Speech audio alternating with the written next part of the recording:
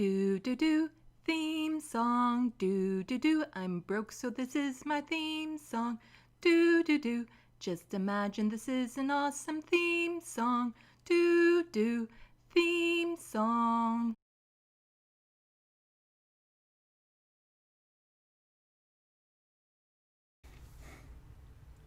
Hello, welcome to Left of the Box's second episode of Let's Talk. Today I'm going to give my 2 nickels about how to talk to die-hard Trump supporters. It's important to talk about this because it isn't just about the Trump supporters in the States. There's also a following here in Canada and around the world.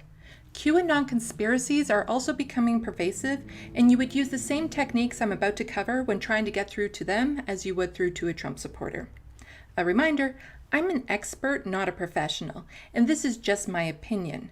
This won't apply to every situation, but hopefully it will give you a new perspective and make you think. But before I get to that, I want to add another element to my last Let's Talk episode about the domestic abuse of the American population. Because of course, after I finished it and posted it, I realized I missed something I feel is important to include. But before I get to that, a reminder to start clicking buttons. There's a like button, a subscribe button, a share button, which is really nice because then other people can get in on the clicking action. It's great when people click. At least that's what I've heard. I haven't clicked with anyone for, yeah, I'm a little lonely. Anyway, if you haven't watched my video on the domestic abuse of the American population, I recommend you do because, well, I'm biased. I get more views that way, and what I'm about to say will make a lot more sense. Another element of domestic abuse that the population has been suffering at the hands of the government is isolation. People are cut off from outside information. When the media covers stories beyond the States, it's usually to point out how bad an event is. They never cover the good accomplishments or how other countries are succeeding in areas they are not. There is a good chance most Americans don't know they are the only developed, whatever that means, country not to have free or universal health care. Controlling the information people are receiving enables the abuser to feed people half-truths, misinformation, and outright lies to convince people what they are experiencing is normal or better than what they would find elsewhere.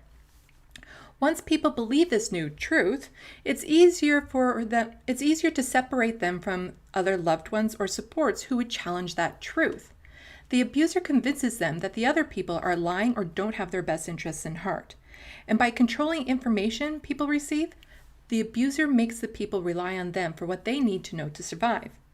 And it is a lot harder for people to fight back when they don't know there is something better than what they are experiencing. Isolation isn't just about cutting people off from others, it's about cutting them off from knowledge as well. That way, the people are cut off from the world completely, and they have a hard time seeing different possibilities. Normalization of bad behavior is a sign a person is being isolated. That is a good time to step in if you can, and this actually leads right into my next talk. Something I hear asked a lot is, how do you talk to a die-hard Trump supporter?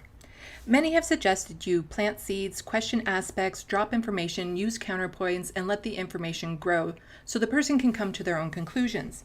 And while I do tend to agree with this approach, it will take a long time, and some people don't have that time for various reasons, and it doesn't deal with the core issues. In order to get through to a supporter, you first need to find out why that person supports Trump, which probably has nothing to do with Trump himself. Trump is merely a personification of the person's inner conflicts. You have to dig under the surface, and when they get mad at you for doing so, you have to find out why they are getting mad. Anger is usually a shield against fear, so you must find out what they are afraid of. No one likes being wrong, but why are they afraid of being wrong? What is keeping them grounded in the belief that the person hurting them is the same person protecting them? What is the consequence for being wrong? Do they feel like this is what they deserve? If so, why? The truth can be scary and upsetting. It is also freeing. Unfortunately, not everyone can be saved. Some people will come out of the dark on their own with the seeds planted. Others will need a lot more work, and some will simply refuse to change. Don't strain yourself trying to save every supporter you come across. You will never convince that stranger in the diner, and it's not your job to save everyone. If you try, you will be so spread out, you won't be able to help anyone. Instead, focus your energy on the people who matter to you.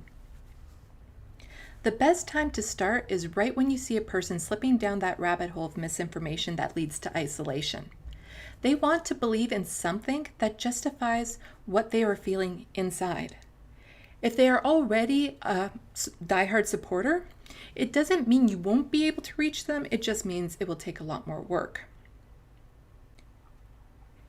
If the supporter is someone you care about and you want to reach, understand it will take a lot of emotional effort and it will be painful at times for everyone involved. You have to be willing to sacrifice. Ask yourself, is the relationship one that is worth the pain you will go through, or is it healthier for you to let it go?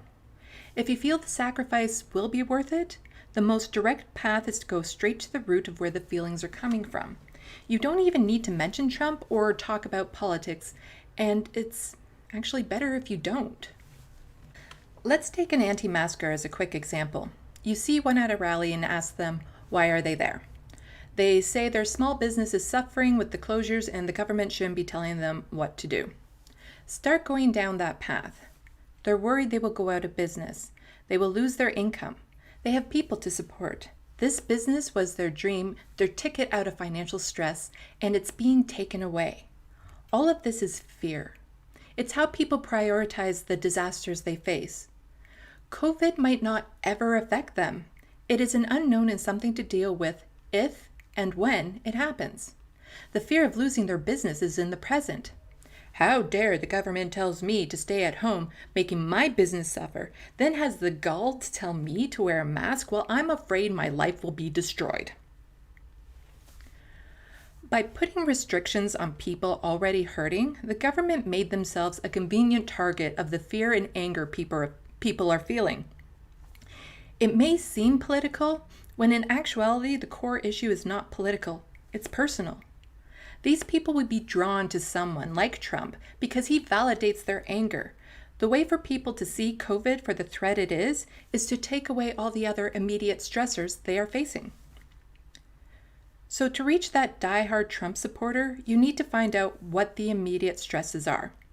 You might not like it or agree with what you find, but the key is to keep a compassionate mind. Just because something doesn't seem like a big deal to you, doesn't mean it's not a big deal to someone else. And once you find those stressors, you have to help the person to overcome them. When that is achieved, there is a strong chance that person would then be able to see Trump for the fraud he is, because they no longer need him to validate their pain. No matter what, it's important that you plant seeds where and when you can, even with that stranger in the diner. Every little bit helps. And if the person is close to you and they refuse to hear you, you can still check in with them and let them know you're there for them when they are ready to grow. Trying to force change on people can cause them to move out of reach. Letting them go now doesn't mean letting them go forever. Stay close so when they do reach out, you are there to take their hand. Take a moment to let that sink in before we move on. And a great way of doing that is by clicking the like button, the subscribe button, and I'm sorry, I gotta keep trying at that. This isn't just an American problem. People in Canada and around the world are following Trump or falling victim to QAnon conspiracies. It's not as bad here in Canada as it is in the States, but don't wait for it to become critical before getting involved. We have anti-mask protests going on here. There are people trying to become that personification of people's pain in order to gain power, control, or fame. Check in with the people you know, and if you see them leaning towards misinformation, direct them to sources that are factual and supportive. Unfortunately, the reason we have so many people falling into that rabbit hole is political in nature. If the government supported the population the way they are supposed to, many of the immediate stresses would be alleviated. Things like financially supporting small businesses through COVID, full comprehensive health care at every stage of life, affordable housing, universal basic income, and so on. It's ironic that the core issues usually have nothing to do with politics, but the solution is politics. This is why it's so important to stay plugged in. Politics suck, and it's not fun to talk about. But if the government did what the people wanted, we wouldn't need to talk about it. Let's get to that place of never having to talk about politics again, together. Learn about what is happening and make your voice heard. Together, we can make a positive change. Please leave words in the comment section below and let me know if you found a good way to get through to those diehard supporters.